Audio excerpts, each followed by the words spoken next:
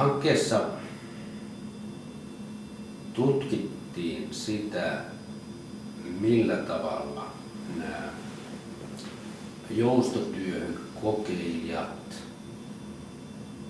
kokivat sen joustotyön. Ja heidän kommenttinsa ja näkemyksensä siitä omasta työn tehokkuudesta ja työn tekemisestä olivat laidasta laitaan positiivisia. Eli he näkivät, että heidän työtehonsa lisääntyi siellä joustotyökokeilussa. Samassa ajassa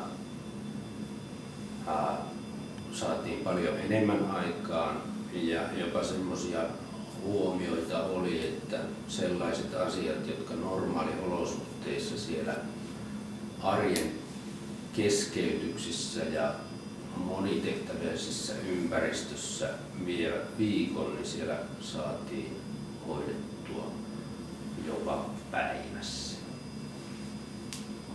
Eli kaiken kaikkiaan tämmöinen keskittyminen tehtäviin parani ja sitä kautta myöskin sitten se kokemus siitä aikaansaavuudesta parani ja se tulos nähtiin selkeämmin kuin sitten tämmöisessä pirstaleisessa työssä,